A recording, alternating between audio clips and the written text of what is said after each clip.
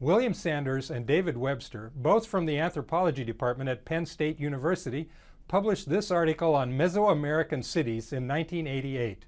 Sanders was born in 1926 and died in 2008. Webster, born in 1943, is still on the Penn State faculty and continues to do archaeological research in Central America. This article is an important example of efforts to extend the scholarship about ancient cities beyond the study of Middle Eastern and Mediterranean civilizations such as Egypt, Babylon, Rome, and the like.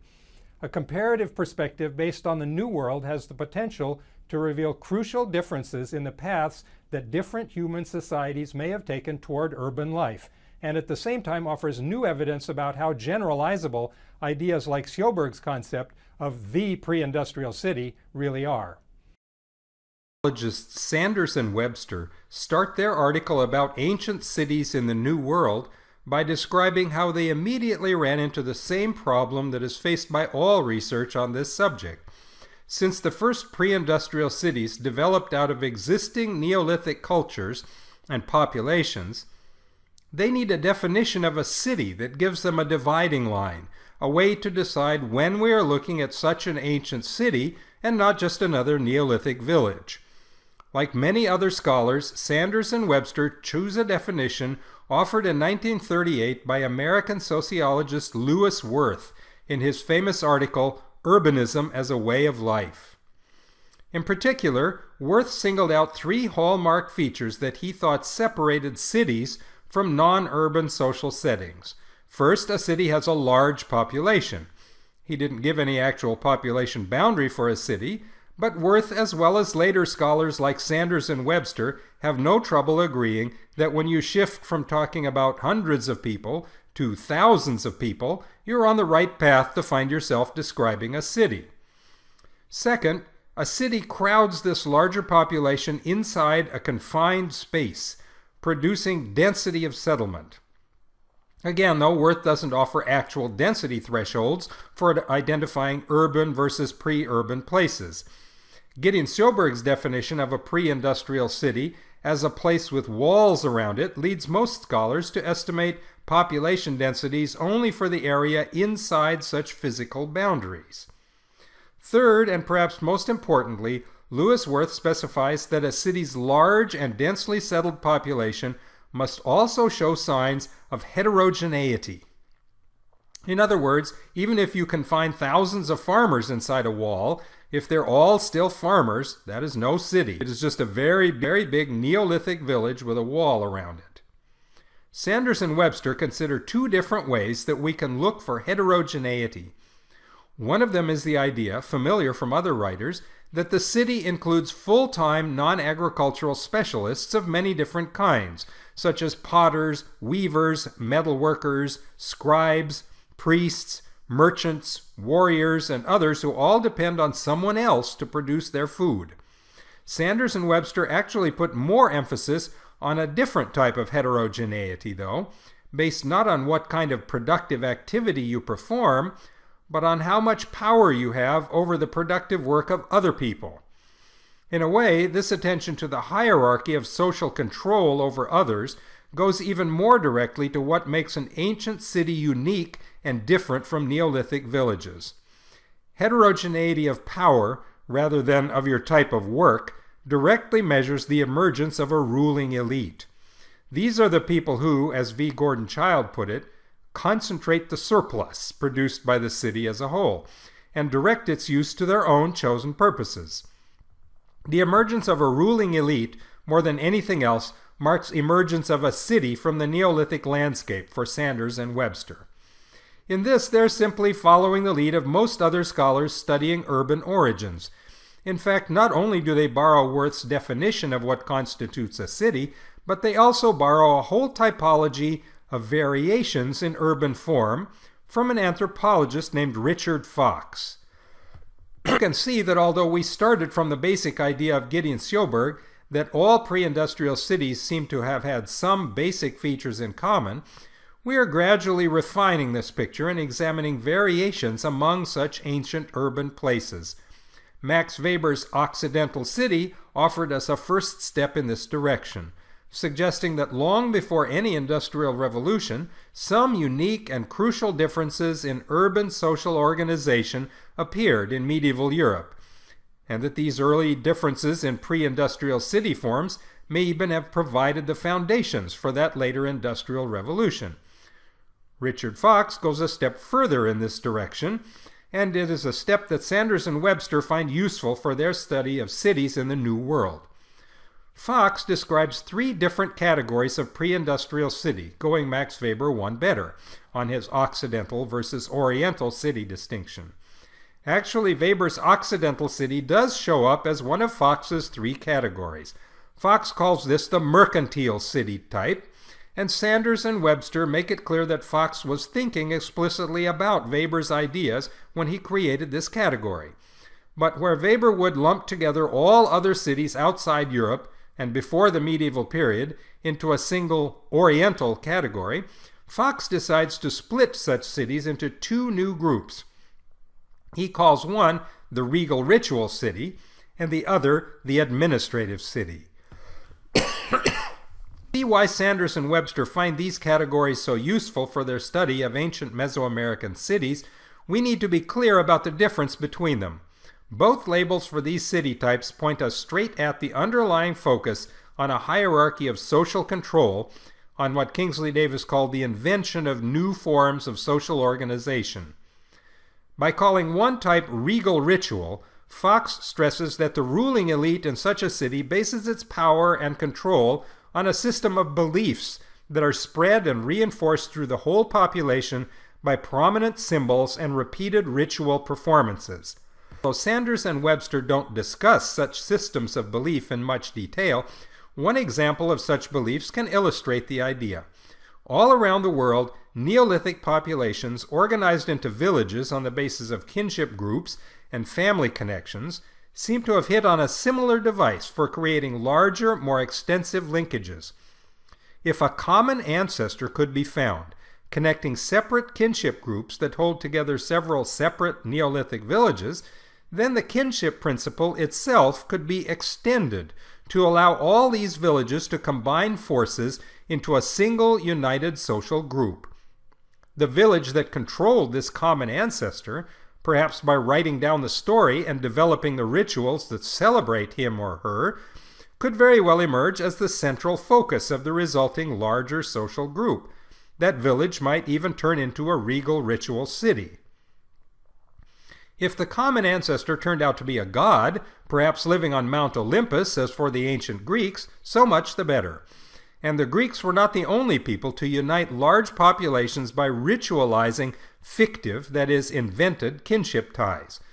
In fact, every introductory sociology class covers the important point that it does not matter whether a socially held belief is based on fact or not. If people believe in it, like witchcraft or human rights, the belief itself has real consequences in society.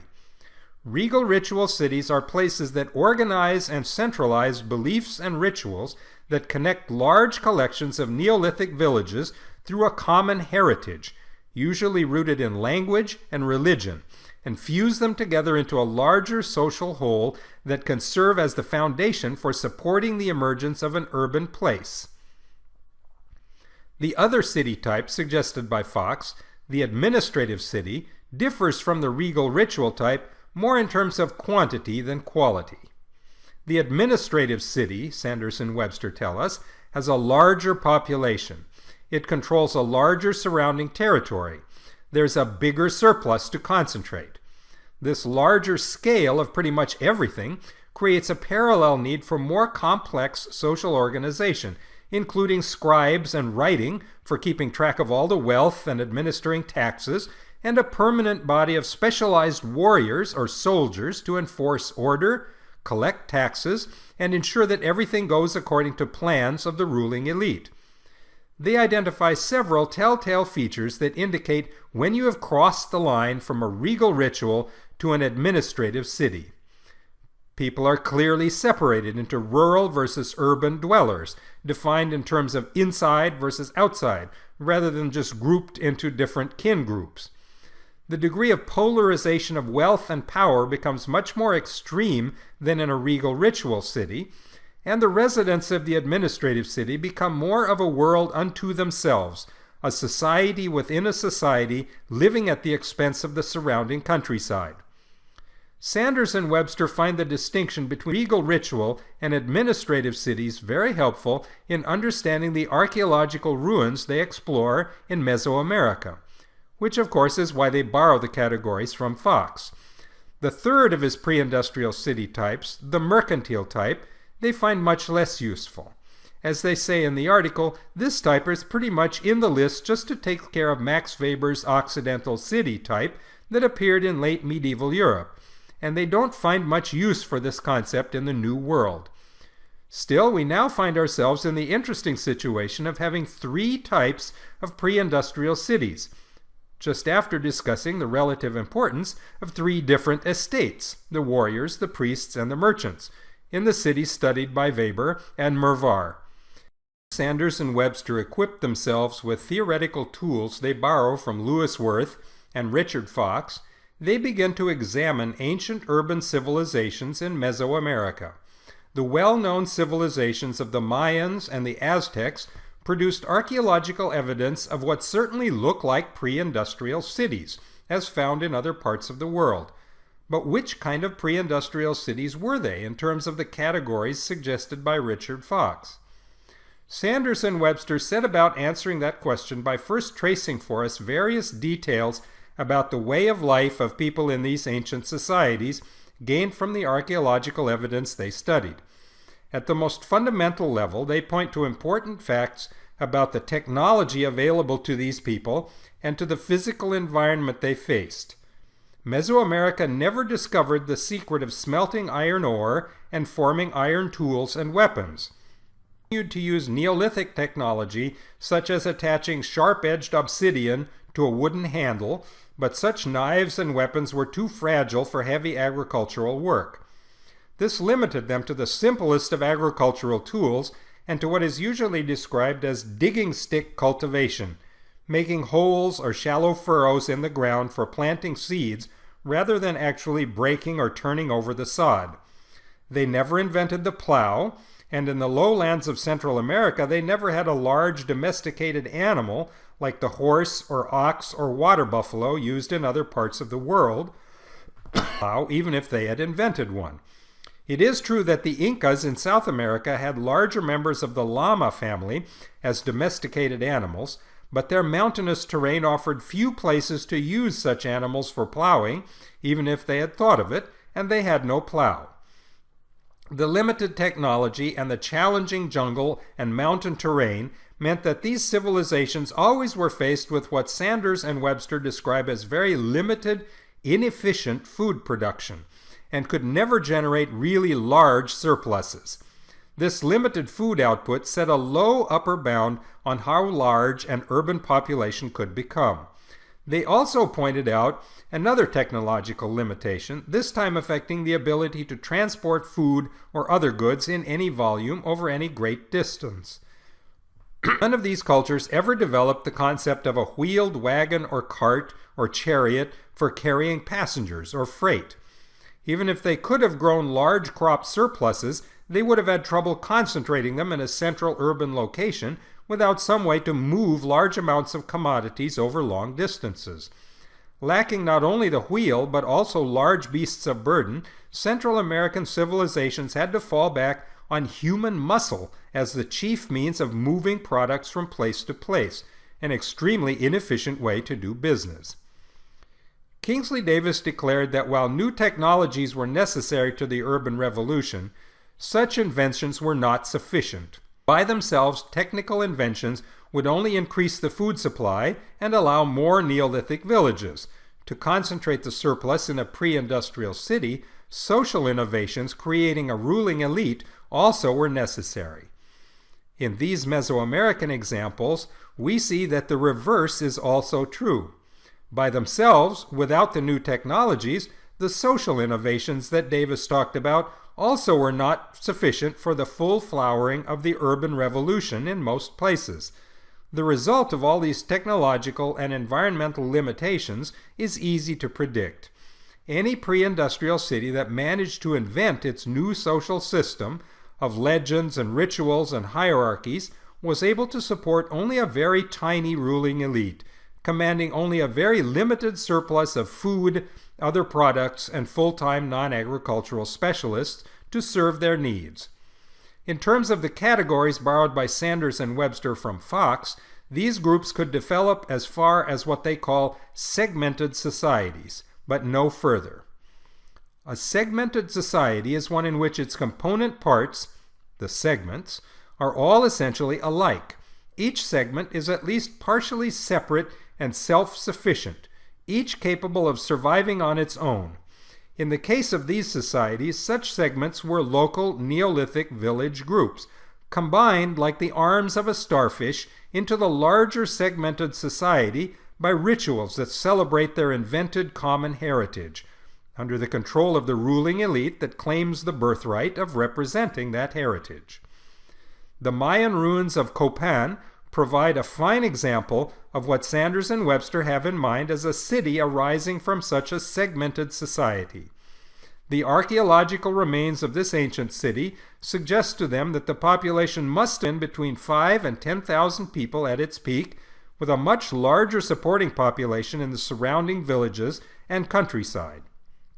The place gives clear evidence of both types of heterogeneity they discussed earlier, including the presence of full-time, non-agricultural specialists of different kinds, and also including clear evidence of separation between neighborhoods for wealthy, powerful residents with finer houses and poorer neighborhoods barely above subsistence levels.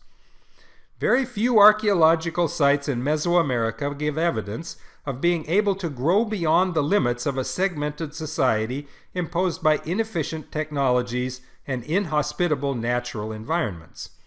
In central Mexico, the Aztec Civilization had the advantage of lakes and rivers and may actually give us yet another example of the hydraulic theory of civilization in action. They not only were able to irrigate cropland with the available water, but even developed a novel system of great floating rafts of soil on which they planted crops that could extend their roots right down into the water of the lakes on which they floated. In fact, the Aztec capital of Tenochtitlan was built in the center of a huge lake, with only narrow causeways connecting it to the shore, giving them a defensive advantage against enemies. The Aztec capital reached a huge population size, over 100,000 people even by the most conservative estimates, making it more than 10 times the size of Copan and most other Mesoamerican cities. Its 100 different wards or neighborhoods segregated different occupational groups together, including 7 different market districts inhabited mainly by merchants. The food markets found all over the city show that most residents were not producing their own food, but buying it in these marketplaces. Despite these advantages of their natural environment, the Aztecs developed no more sophisticated farming technologies than other Mesoamerican civilizations. They never enjoyed domesticated pack animals or draft animals. They never invented the wheel or the plow. Still, their food supply clearly was bigger and better than that available to the Mayans or other groups that came before them in other parts of Central America. This larger surplus made it possible for the Aztecs to support a larger population of full-time non-agricultural specialists, including more warriors as well as priests, more scribes and stonemasons, and to build a larger and more impressive pre-industrial city for their capital. This critical mass of administrative experts and full-time military, in their turn, allowed the Aztec ruling elite to form what Fox calls a centralized rather than a segmented state. The villages in the countryside controlled by such a centralized state are no longer separate autonomous segments loosely bound into a larger confederation. They are unified and controlled from the center, living under rules made by the ruling elite and enforced throughout the domain by military power. The difference between life in the capital and the rest of the civilization becomes sharper. and the pinnacle of urban privilege rises to new and more impressive heights. The Aztec capital of Tenochtitlan, however, was a unique, localized exception to the rule, according to Sanders and Webster. Most Mesoamerican civilizations never managed to expand from the segmented to centralized states, and so most of the pre-industrial cities they generated remained regal ritual centers where the ruling elite tried to hold these segments together. In this part of the world, pre-industrial cities hardly ever developed into the huge administrative cities that Fox believed were the hallmark of a centralized state. Webster applied the pre-industrial city types of Richard Fox to their evidence from Central America and show us examples of all three of Fox's city types: the regal ritual center, the administrative city, and the mercantile outpost. They spend the least time on this third category because they find very few examples of the mercantile type. They point out that this kind of pre-industrial city does not depend on extracting a food supply from the countryside, either by force or by ritual obligations imposed on the farmers. Instead, they purchase the food they need with products and wealth generated in the city itself through trade. This is a very important distinction between the mercantile city and the other two types. Sanders and Webster think this point is important enough to repeat it several times when they are discussing regal ritual cities like Copan or administrative capitals like Tenochtitlan. In both these other cases, they declare that all their evidence shows that these other cities were mainly centers of consumption, not production. The ruling elite and all their specialized non-agricultural servants claimed that they had a right to be supplied with food from the countryside, not because they were exchanging products of their own with the farmers for such food, but simply because they were the elites and they deserved such tribute. A few trading communities found along the Central American coast, just as the Hansa cities were almost all seaports, profited from buying and selling local items from different points along the coast that they could reach by ship, as well as by producing some of these items for trade within their own communities. This gave them a productive foundation, a source of wealth arising from within the city itself. They could obtain the food they were not growing for themselves by trade rather than coercion. Again, as in the case of the Hansa cities, such local production centers didn't lead to domination of a large surrounding territory, to what Sanders and Webster call the formation of a state.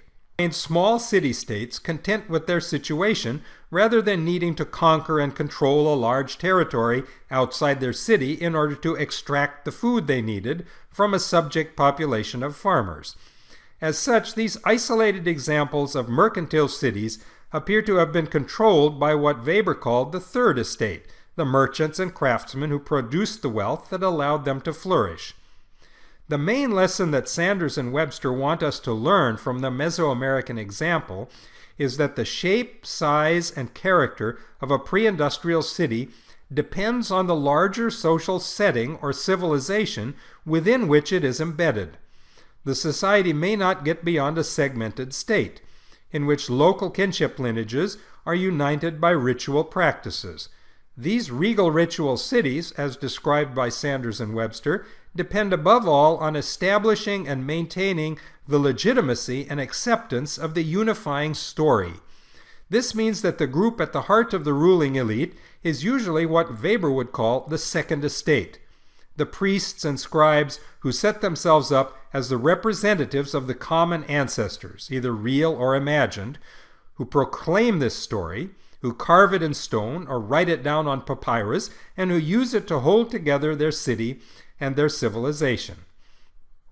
A society can expand beyond the small regal ritual center only when a large agricultural surplus allows a larger population, as in the Aztec capital that grew to be 10 times or more larger than other previous urban centers in the region.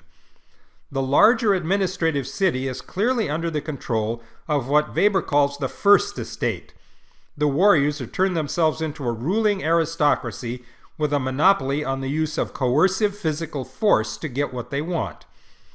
At this point, we discover a kind of riddle in the perspective that Sanders and Webster want us to adopt.